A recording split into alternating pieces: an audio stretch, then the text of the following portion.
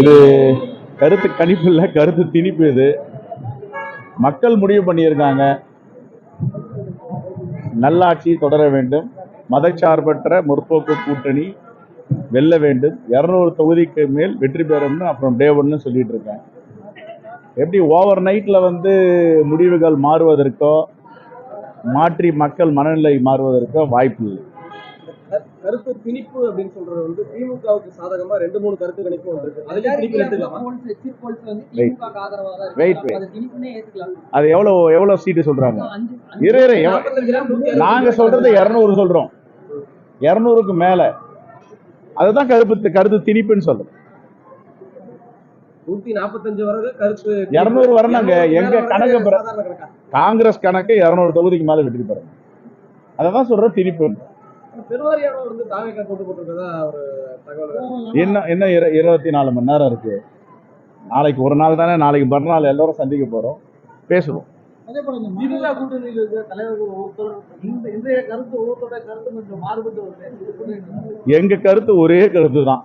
வைகோ பாதிச்சு தாவகவுடைய முடிவுகள் ஒரு இதா இருக்கும், தாவகவுடைய முடிவுகள் எழுச்சியா இருக்கும். எங்களை பொறுத்த வரைக்கும் 5 ஆண்டுகள் சிறப்பான பணி நடந்திருக்கு. எங்க தலைவர் ராகுல் காந்தி பிரச்சாரம் செஞ்சிருக்காரு. எங்க அகில இந்திய காங்கிரஸ் கமிட்டி தலைவர் மல்லிகார்ஜுன கார்கே பிரச்சாரம் பண்ணியிருக்காரு. அதுக்கு மேல நம்முடைய மாண்பு முதலமைச்சர் எல்லா தொகுதிகளும் கவர் பண்ணியிருக்காரு. இந்த உழைப்பு, இந்த பணி வீண் போகாது. மக்கள் புரிதலோடு இருக்காங்க, யார் ஆள வேண்டும், யார் ஆளக்கூடாது. அப்ப எங்களுடைய மதச்சார்பற்ற முற்போக்கு கூட்டணி 200 தொகுதிக்கு மேல் வெல்லும்ன்றது தான் டே ஒன் என்னுடைய கருத்தை. நான் அதை மாத்திக்கல, அதை தான் திணிப்புன்னு சொல்றேன். நீங்க உடனே 140 ஒத்துக்க மாட்டீங்களான்னா 140 ஒத்துக்க மாட்டோம், 200க்கு மேல வெற்றி பெறணும். அதுதான் எங்களுடைய பார்வை.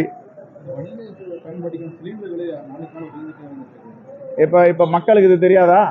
ஒரு தேர்தலையும் தேர்தல் நடக்கிற வரைக்கும் விலை ஏற்ற மாட்டாங்க, தேர்தல் முடிஞ்சு 2-3 நாள் விலை ஏற்றிடுவாங்க.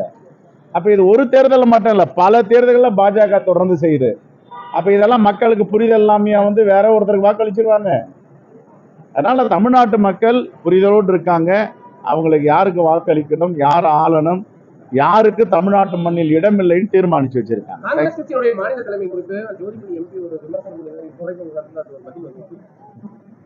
அதாவது சிலதெல்லாம் மனக்கும்புறதுக்கு பதில் சொல்ல முடியாது. அது ஒரு நியாயம் இருந்தா நான் பதில் சொல்லலாம். நியாயம் இல்லாம, நீதி இல்லாம, நேர்மை இல்லாம ஏதாவது போன போக்குல யாராவது பேசுறாங்கன்னா அதெல்லாம் பதில் சொல்ற இடத்துல நான் இல்லை.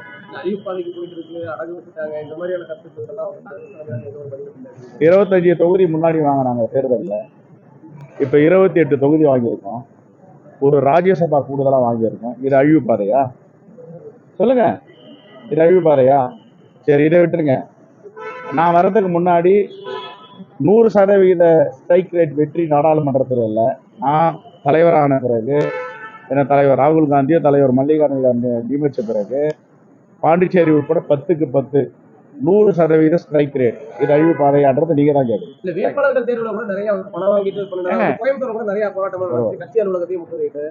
வேட்பாளர் தேர்வு பிஇசின்னு இருக்கு, பிரதேஷ் எலெக்ஷன் கமிட்டி. அதுக்கு மேல ஸ்கிரீனிங் கமிட்டி இருக்கு. ஸ்கிரீனிங் கமிட்டிக்கு மேல பிரதேஷ் எலெக்ஷன் காங்கிரஸ் கமிட்டிக்கு மேல சிஇசி சென்ட்ரல் எலெக்ஷன் கமிட்டி இருக்கு. அதுக்கு மேல தலைவர் இருக்காங்க. அவளை ஈஸியான தலைவர்லாம் ஏமாத்திர முடியாது. கடந்த கால யார் யார் என்ன செஞ்சாங்களோ அதெல்லாம் பேசுறாங்கன்னா நான் பதில் சொல்ல முடியாது. சார், எப்பவுமே சில மனக்குமுறல்கள் இருக்கும். வாய்ப்பு இல்லாதவங்க போராட்டம் நடத்துவாங்க. அதுக்கப்புறம் எல்லோரும் வேலை பார்த்தாங்கல்ல, எல்லோரும் வேலை பார்த்தா நம்ம வெற்றி பெற வைக்க போறாங்க. அது எதாவது எல்லா கட்சியிலும் தான் இருக்கு. அதிமுக இல்லையா, திமுக இல்லையா, எந்த கட்சியில இல்ல, போராட்டங்கள் இருக்கதான் செய்யும். தலைமைக்கு எதிராக போராட்டம் நடவடிக்கையும் கிடையாது. அதுக்கு ரொம்ப அமைதியா இருந்தீங்க. நான் எப்பவும் அமைதியா இருக்கிறேன். எனக்கு தெரிஞ்ச இங்கிலீஷ் தான் சொல்லலாம். பிரிட்டிஷ்காரன் கிடையாது, உங்களை மாதிரி மொத்த படிச்சவன் கிடையாது. ரொம்ப தூரத்துல டிஸ்டன்ஸ்ல இருக்கிறோம். காதல உள்ள ஸ்பீக்கர்லாம் அந்த பக்கம் திருப்பி வச்சிருக்கு. நாங்கெல்லாம் எலிமெண்டரி ஸ்கூல்ல அரசு பள்ளியில படிச்சவங்க. ஓரளவுக்கு டிரான்ஸ்லேட் பண்றோம்ல, இதை பாராட்டமையா விமர்சனம் பண்றீங்க? ஏங்க, நான் கான்வென்ட்லயா படித்தேன், சிபிஎஸ்சிலியா படித்தேன், அரசு பள்ளியில் படித்து எலிமெண்டரி ஸ்கூல் ஆகட்டும், எல்லாம் கவர்மெண்ட் ஸ்கூல் தான். எங்களுக்கெல்லாம் பெரிய தனியார் பள்ளிக்கூடம், தனியார் ஸ்கூல்லாம் தெரியாது.